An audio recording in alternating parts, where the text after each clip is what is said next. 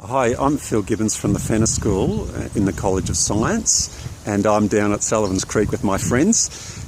So I've taken Katie's lead and I've done my post this week as a video. And because I really like the idea, Katie, of doing an introduction online in your courses. And so you're my guinea pigs because this is my test run.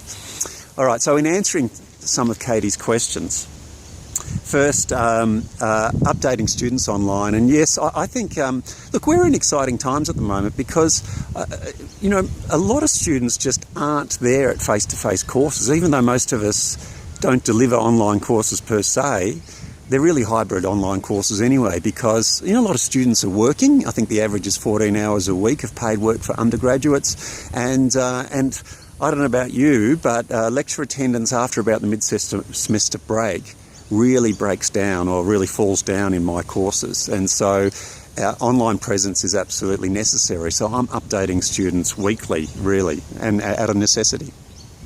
In terms of facilitating discussion online, I could do this a hell of a lot better. I do try to lead by example, and so I get in there early and I start to post things. I have a news feed set up that comes onto the Wattle site to make it, I guess, the course material real and interesting and contemporary.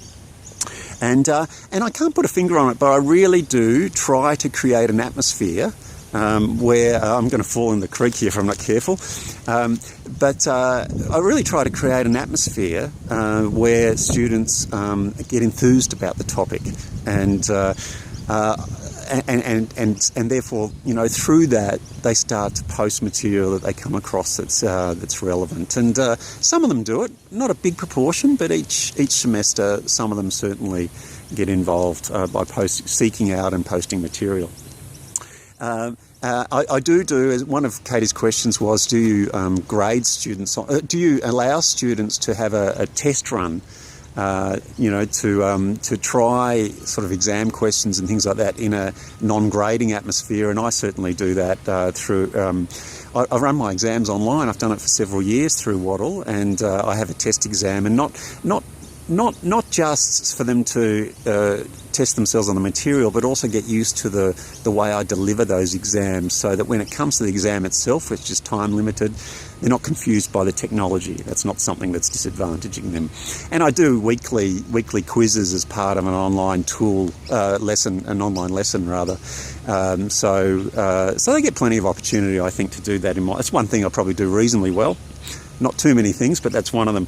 And finally, one of the other questions was, how about getting students engaged with giving feedback to each other? And in one of my courses, students must blog about some work experience they do. They have to do work experience, and but one thing I try to encourage them to comment on each other's blogs, but they don't. I'm typically the only one that's commenting, so I might actually include that as a criterion and an assessment criterion from now on, even though it's a slightly blunt instrument, but maybe that's one way to get them engaged. Okay, so thanks for putting up with me and being my guinea pigs.